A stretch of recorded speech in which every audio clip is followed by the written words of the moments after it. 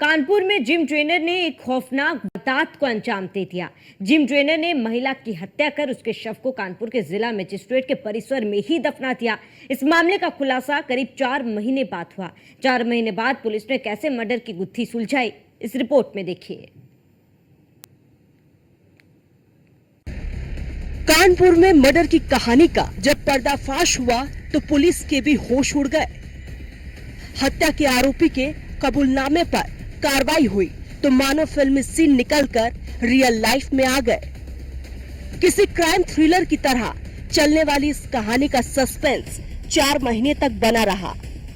बीती 24 जून को जिम के लिए निकली एक कारोबारी की पत्नी लापता हो जाती है। उसकी खोजबीन की जाती है लेकिन उसके बारे में कुछ भी पता नहीं चलता। आज 4 महीने के बाद उसकी बॉडी डीएम कंपाउंड में मिली। डीएम आवास पे आप देख सकते हैं, डीएम आवास है सबसे ज्यादा सुरक्षित स्थान कहा जाता है, सुरक्षित जगह होती है। लेकिन यहाँ पर वो जो जिम ट्रेनर है विमल, वो यहाँ पर कारोबारी की पत्नी के शव को यहाँ लेकर आता है और यहाँ पर उसकी हत्या करने के बाद शव को यहाँ गाड़ देता है। सबसे बड़ी बात है, आप देख सकते हैं ये वही जगह है डीएम कंपाउंड को ठीक पीछे, ये जो इसके ठीक पीछे डीएम का आवास है और ये गड्ढा आप देख सकते हैं। इस गड्ढे में उस बॉडी को गाड़ा गया, पहले गड्ढे को खोदा गया, खोदने में उस गड्ढे पे उस कारोबारी पत्नी के शव जो एकता है उसके यहाँ गाड़ा गया। सबसे बड़ा सवाल है कि आखिर वो जो जिम ट्रेनर है विमल, वो कारोबारी पत्नी को यहाँ पर कैसे लेकर के आया, किसने उसने गड्ढा खोदा, क्या किसी ने देखा नहीं या यहाँ सिक्योरिटी नहीं थी? सबसे बड़ा सवाल ये उठ रहा है। और सबसे आप देख सकते हैं घना जंगल सा एरिया है यहाँ पर और यहाँ पर जो जिम ट्रेनर है उस महिला को लेकर, जो कारोबारी पत्नी है उसको यहाँ पर कैसे लेकर के आया,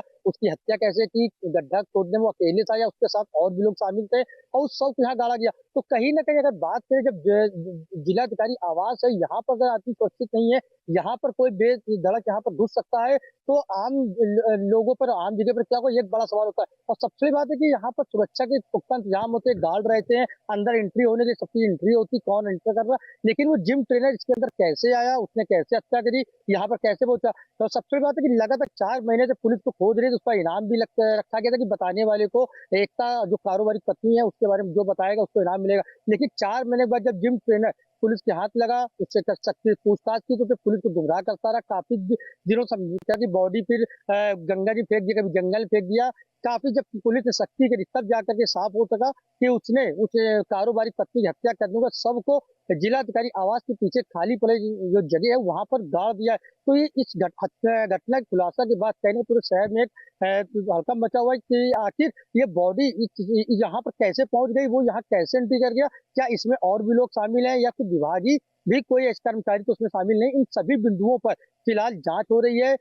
जो जिम ट्रेनर वो पुलिस के पास है, उससे लगातार पूछताछ की जा रही है। इसके पूछताछ में और भी चौंकाने तथ्य वो सामने आएंगे। लेकिन इस पूरे घटना को लेकर एक बात तो साफ है, कहीं ना पुलिस के का फेलियर साफ तौर पर देखने को मिला है। चाहे पुलिस प्रशासन की बात कर ले, चाहे जिला प्रशासन की बात कर ले, सभी का फेलियर साफ तौर पर देखने को मिला है। अब देखने की बात यह होगी, अब यह खुलासा होना बाकी है कि आखिर जिम ट्रेनर कारोबारी की पत्नी को यहाँ पर जिंदा लेकर के आया था, मारने पर गाड़ा है या बॉडी लेकर के यहाँ पर आके गाड़ा है। इन सभी सवालों के जवाब अभी जिम ट्रेनर पूछताछ के बाद साफ हो सकेंगे।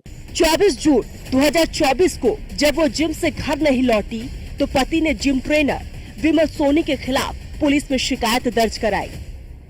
जिम ट्रेनर भी उसी दिन से लापता था। पुलिस को आशंका थी कि जिम ट्रेनर ने या तो एकता को अगवा किया या फिर वो अपनी मर्जी से उसके साथ चली गई। 4 महीने बाद विमल सोनी पुलिस की गिरफ्त में आया तो एकता उसके साथ नहीं थी। विमल सोनी ने बताया कि उसने झगड़े के बाद एकता की हत्या कर दी थी और शव को डीएम परिसर में गड्ढा बनाकर दबा चुका है। ट्रेनिंग था वहाँ पे, वो जिम कराता था और उसमें जो मृतका है वो वहाँ पे भी आती थी।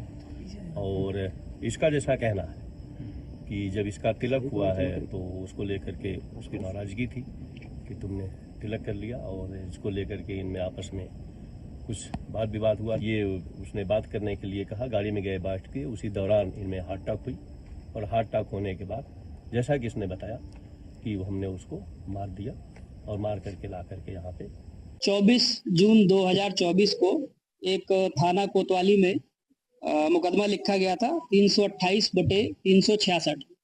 एक महिला जिनका नाम एकता गुप्ता था, जो ग्रीन पार्क के जो जिम सेंटर था वहाँ पे जिम करती थी, वो लापता हो गई थी। परिवार वालों ने, जो उनके पति थे राहुल गुप्ता, उन्होंने अभियोग पंजीकृत कराया था।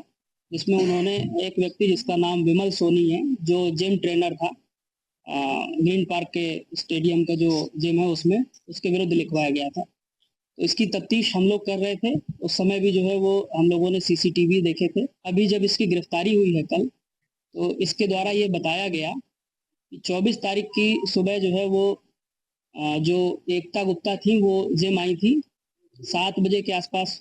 सुबह जो है वो 6 बजे वो जिम आई है और जिम में कुछ देर जिम करने के बाद जो है इनका आपस में मैसेज एक्सचेंज हुआ और ये जिम के बाहर जो है जहाँ पे गाड़ी खड़ी थी इनकी पार्किंग में, वहाँ आपस में मिले हैं। मिलने के बाद जो है वो इनमें आपस में हॉट टॉक हुई।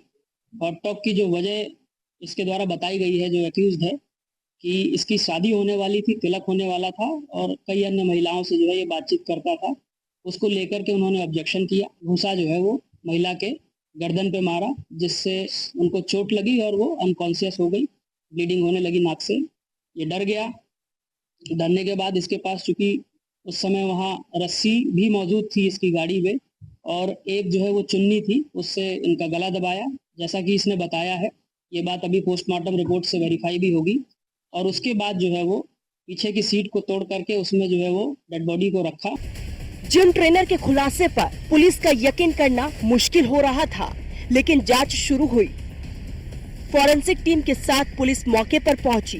पुलिस के बड़े अधिकारी की मौजूदगी में खुदाई शुरू हुई।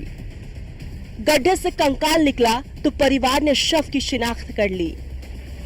पुलिस इस केस को अपनी कामयाबी मान रही है, लेकिन परिवार सवाल उठा रहा है कि इतनी कड़ी सुरक्षा वाले इलाके में अपराधी शव लेकर कैसे पहुंच गया।